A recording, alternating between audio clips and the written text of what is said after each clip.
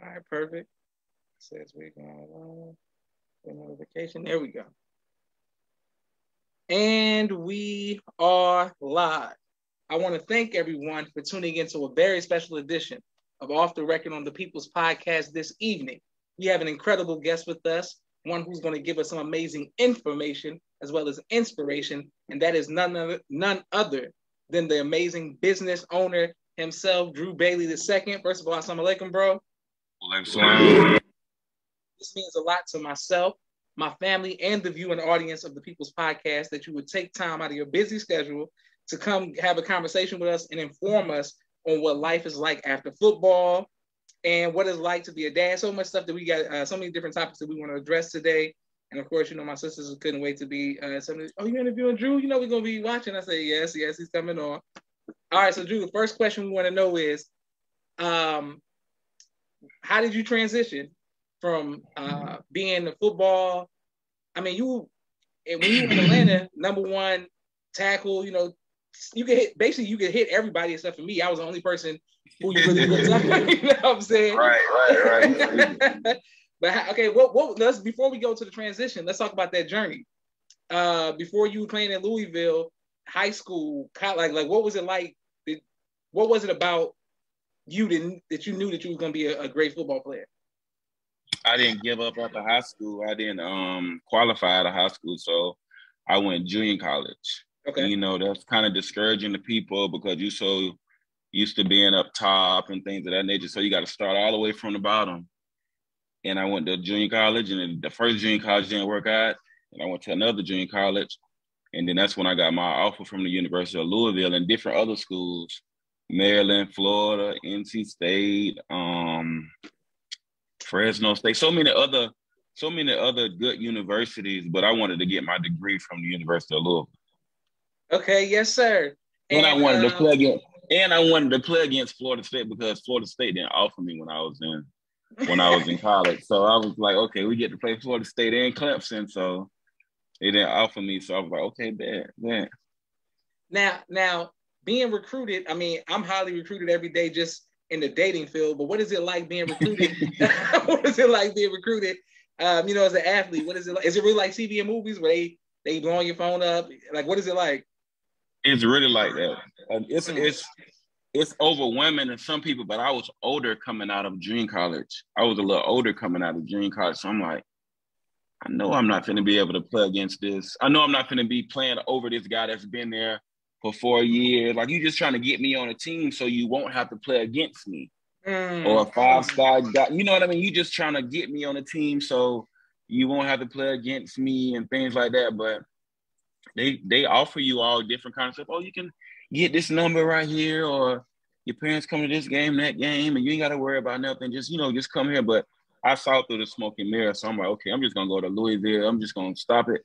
I went to all of my official visits though. I knew I was gonna always go to Louisville, but I never been to Fresno, California. I never been to Raleigh, North Carolina, or Iowa, or no schools like that. So I'm just gonna take the visit. Okay, so what was it about Louisville that you knew that you were gonna go there? When people hear Louisville, they just be like, they think of country grass and nothing but cornfield and stuff like that. But it was actually a city, and it's a black city at that. And you get so much love because you get so much love in the city because you're the only football team there. They have no NFL teams. Okay. All of the sports teams is on one street. So if you just, for instance, let's say you're riding down Camp Creek, you know how they got all the restaurants and shopping centers. It's a street like that in Louisville, just full of all the sports teams. I was like, hey, everything right here. And it was a big city, so I wanted to play in a big city like this. Yes, sir. My sister Naima says, "Assalamu alaikum, family. Walaikum salam." Walaikum salam. All right, now Drew. Okay, so we all know and love Mama Gita, but how important was her stamping Louisville for you in order to go there? All due respect to Mama Gita, but I made my own decision. my mama didn't make no decisions for me. She was happy for me, but she didn't make no decisions for me. She just happy to see me play football again. Because I had stayed home a year, and everybody at the mosque was like, I thought you was going to school. What happened? I thought you was, You home again? What's going on? I'm trying to find the right school, but my mom or my dad, they didn't have no say so until while I was committed. Again, I was older, so I knew the game better than 18-year-old or like a little 17-year-old. My daddy wanted me to go to, I forgot the name of the school. He wanted me to go there, and I was like, no, I'm going to Louisville. But my mom and dad ain't have no say so on that. Okay, yes, sir. My sister Naeem was laughing.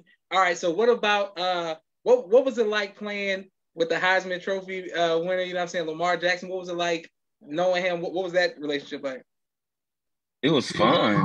It was normal because we came in together, but it was fun at the same time watching him do all kind of crazy stuff. But the best part about it was outside of football, when you see celebrities that we listening to tweeting about them and stuff like that, I'm like, he next to me right now. We in the same, bro, you just see such and such say this about you on Twitter or you trending or whatever. So that was fun. Okay, great. Yes, sir. So what advice would you give to people who have a traditional mindset of going, they're going to go to a big university, and like you said, you had to sit back a year, junior college. What would you give them? What advice would you give people who might have something coming in their path, but I couldn't hear you say that again. As far as staying persistent, what would you tell them? Like, you know what I'm saying? If something comes up. Don't give up. I was staying in Atlanta, and I was home from school for a year and a half, and I was going to Camp Creek working out. You couldn't put nothing on my name on Google, and nothing will come up. You put my name in on Google, nothing to come up. Now you put it in, stuff come up from when I was playing for the Browns, the short time I was there, the Indianapolis Colts, the short time I was there. But I remember just trying my name in on Google, and nothing came up. And I didn't start working out. I was going up to LA Fitness in Camp Creek. Brother Jamal used to take me up there all the time. All the time, because he was going to Brother Sharif house for plays. They was doing play rehearsals. I was like, just take me to Camp Creek, bro. Just take me to Camp Creek. And it paid off because I just stayed in shape and stayed consistent. Yes, sir. Okay, wonderful. All praise due to Allah. People showing you love all across the country. And when we put this on YouTube, please make sure you all let us know what city you're watching our brother Drew Bailey II from. My next question is, how did you transition from football into a businessman now? Okay, so after I left college, I had a short time with the Browns and the Colts. And then I played football again for the XFL last year before COVID came, and I tore my ACL. So I was like, okay, I'm not just gonna wait. I'm gonna go to rehab. I'm gonna get healed. But I want to make some money outside of football. Like, it's more than life than football. And I got a degree in communication. So I'm like, what do you like to do? What you want to do? I'm like, I cooked all through college. And my teammates gassed me up like, boy, you need to get you a restaurant. You need to do this. You need to, boy, Drew with the wings, man. What's up? We eat wings after games and having company. I'm like, I know how to do this. And my fiance, her brother-in-law gave me the opportunity to cook at his barbershop. And I'm like, I'm gonna do something with this. I'm gonna do everything I gotta do to put my business on the top. I'm gonna treat it like football. I want to compete. I want to have the best sauce. I want to have the best name. I want to have the best of the best with everything. Yes, sir. And I just stayed consistent. Because I got my LLC. I just working on food trailers and things that I got to do to be the best at it. I treat everything like football. I just take that mindset. Like, I can do this. I can do it. Oh, you ain't do that good today. I'm gonna try to do it tomorrow. What I need to do, or finding the cheapest price for the chicken. I'm gonna go to this store and finding the best of the best. That's how I feel about it. Oh, praise the Lord. Go ahead, Drew. My brother Rashad says he remembers Drew's wings on Snapchat. I'm sure you yes, sir. I saw that here, Rashad. Okay. Now, Drew, my next question for you is, what is the name of your business? How can we pull up and support? And does it have to be in person? Can people who are out of town, or like, do you deliver wings, or we got to pull up on you to get to the truck to get the wings? It's a pop-up. The name of my business is called Backstreet Wings because I started on the back street of my fiance brother-in-law barbershop. It's the back street that you ride down, and I had got my deep fryer and my three tables or whatever with all my condiments and things of that nature on. And I'm just everywhere right now. I'm open to, if you got a barbershop, I can pull. It's a pop-up. Like last weekend, I did a camp for a friend of mine I played football with named Jonathan Grenard. He played football for the Texans. That was 2 weeks ago, excuse me. He played football for the Texans, and he wanted me to come out to his camp and cook the wings and serve the wings. And then I had another NFL camp yesterday, and then I did a Stop the Violence camp. I did the NFL camp Friday, and then I did the Stop the Violence camp yesterday, the Kids Stop the Violence camp. But even in Louisville, I was always doing parties. It was a Cadillac car club event with like old school Cadillacs and like, you know how they had a motorcycle club, but it was a Cadillac club. Yes, sir. All kind of old school Cadillacs. And they invite me out there, text my phone up like, hey, we want you to come out here and we cook the wings. Ain't no vending fee. You can do what you want to do. And I always do stuff like that. Beautiful. All praise to Allah. My sister Miriam says, Assalamu alaikum. And she said, go Assalamu alaikum. She said she's proud of you. All right. Thank yes, you, sir. Mimi. All right, listen, now Drew, now we got a lot more questions because, you know, my sisters knows, like we all know, we got to know what made you fall in love, what made you your fiance, what it's like being a dad. But before we get started, we have a quick 60-second commercial break for all of the sponsors of the People's Podcast. This specific episode, we want to thank everyone, because we have to put this on YouTube, thank everyone who likes, shares, and subscribe. And we got to figure out how we all, the next pop-up shop, I'm going to give my sisters, we're going to make sure that we all take my nieces and nephews, the side of the so they can take some wings. If you would like to be a sponsor or donor, please cash out the People's Podcast. My brother Rashad, Street Premier Media Production. He has a 4K camera and a drone. He does television and film editing. My sister Miriam, ABC I Love Me children's book, coloring book, and now Spanish book. All three available on Amazon. My sister Naima, Stay On Point Dance Academy, LLC. She teaches ballet virtually to young girls all across the country and right here in the studio in Atlanta, Georgia. We love our tiny dancers.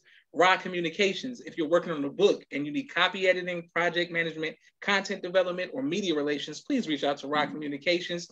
Fashion Guys, Urban Streetwear for Men and Boys, 314-329-6009. He'll keep you dripping in the best of fashion. Also, Student Minister Robert L. Muhammad out of Austin, Texas. Conflict mediation, squashing the beef throughout the Southwest region. His wife, Sister Fudia Muhammad, Children of the Most High, giving birth to a God in the science of children rearing. We're coming right back to our brother Drew Bailey II. Brother Kenneth, bow tie maker extraordinaire. He'll ship bow ties to you anywhere in the nation. Dr. Henry M. Carter, King Henry's Turkey Legs, right here in Atlanta, Georgia. Brother Rashad Muhammad, COVID-19 Disinfecting Cleaning Services out of Chicago. My father's book, The Soldier in the Movement of Christ, AbdulSharif.com. And last but not least, my two books, Cleopatra, which is a children's book, and No Father, No Excuse, both of which are available on Amazon. Right back to our brother Drew Bailey II. All right.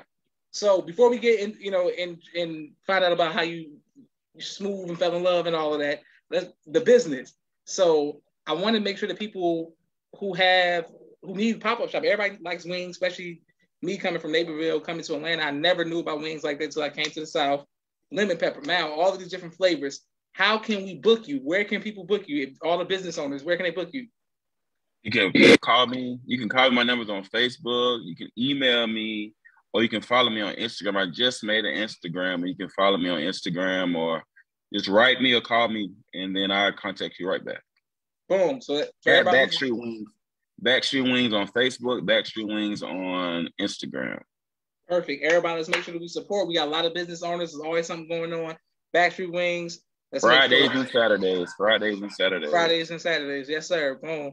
Drew ain't stopping. Beautiful. All praises due to Allah. Okay, my next question for you, sir, is, so Drew was always very serious, very stern, you know what I'm saying? Cool behind closed doors, but you always post people see you was only second to me in size, you know what I'm saying? So most people just start intimidated with you and stuff like that. So what made somebody who's, you know what I'm saying, you know, big defensive tackle, serious face and all that, fall in love to now you on Facebook? I every time I get on Facebook, I love you, sugar. I love you, baby. I do. You did a proposal and everything. What made you fall in love? This might sound, you know, people say cliche and all that, but when you know, you know. It just a feeling. You can ask both of your sisters. When you know, you be like, I'm gonna marry you one day. That's it. It's like they said, period. I'm gonna marry you one day. When you know, it's just a vibe that it's a feeling you can't explain. Beautiful. Okay. Now, were you nervous about how her family would receive you? No, they love me. Okay. They love me. Her family love me. Talked about them. They love everything. They gonna ask me. They gonna call her and ask her how I'm doing before they ask her how she doing. They love me. And it's genuine too. It ain't like they just start loving me before the baby or anything like that, because we've been together since like 2016, 2017. Okay. The family just love me. Oh, praise so beautiful. Naima From the mom to the granddaddy, all of that. Naima says she loves seeing Drew and his beautiful family. Yes, sir, we do. Yes. All right, now we heard from how you feel, her family feels about you. Now, Mama Gita, all your sisters, were you nervous about introducing her to your side of the family? Of course, your dad as well. You want to know what's crazy? It's the opposite. They gonna ask, how's she doing? What's she at? Let me talk to her. Let me see my baby. Let me see my. And when they used to come to Louisville, they used to see her. So they built that connection. Let me talk to my baby. Boy, I don't want to talk to you. What's she at? Yes, sir. Mimi said congratulations with all the exclamation marks. All right, I gotta invite y'all to the wedding and all that. The wedding gonna be in next June. The wedding gonna be next June, summer June. So in y'all Atlanta? Will be there. In Atlanta. Mm-hmm. Oh, please, come on, you don't be killing it. Come on. We turn it up at the reception. Come on, all of us. Yes, sir. Me, all right, Naima, Josh, come on. Yes, sir. Okay, done deal. Now, Drew, what is it like? Because it seems like God has a sense of humor with a lot of my male friends having daughters. I'm talking about from Zach to Rashad to Dean. I mean, it's like I'm talking about so many men having daughters. What is it about being like a girl dad, as they call them? Like, what is that like? It's like that for a lot of my football brothers that I play with. I don't think none of them got a son yet. Everybody got girls. I'm soft. She run me. She run the house. She tell me what to do. Right. You go out there selling wings, don't bring none back home.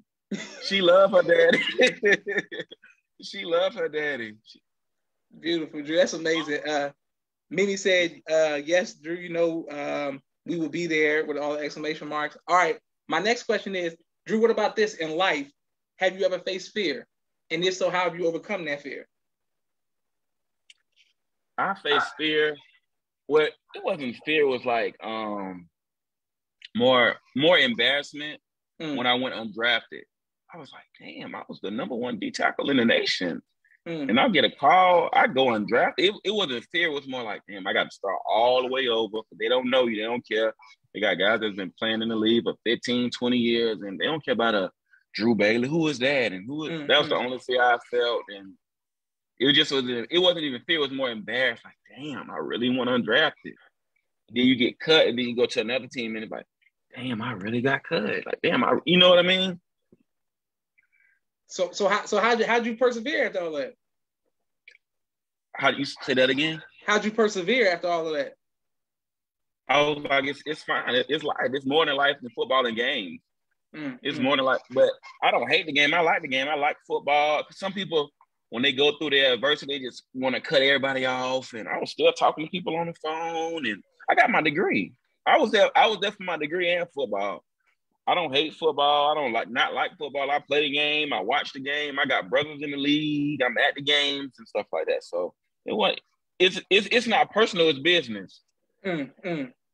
Okay, Nino Brown. Okay. Nah. Yes, sir. That's a great outlook. All right. My next question is, Drew. We were speaking earlier about my backdrop with the different albums. What is your favorite album of all time? Love Below. Okay. You can't go wrong with that. You can't go wrong with Love Below. That's what I'm saying, Drew. When people see you, people would think like it'd be like something like heavy, something hard, and you like Love Below. Drew. Yeah. You shot. And Young Thug first mixtape. I came from nothing one, but something more that everybody know. Love Below. Love Below. In the game, Jesus Peace. Don't sleep on Jesus Peace. Don't sleep on Jesus Peace. Yeah, the game, Jesus Peace. Yes, sir. Mimi said she loves your positive spirit and outlook, and then she said a classic album. All right, my next question for you, Drew, is what advice would you give to future fathers? Just be patient. Just be patient. When she's pregnant and she's going through it, just be there. It's easy. Just be there. Just be patient. because it's gonna pay off. Y'all gonna love the baby the same, and I liked it being foot to foot with my fiance when she was pregnant. I was all up, you all right? You need something? What you want?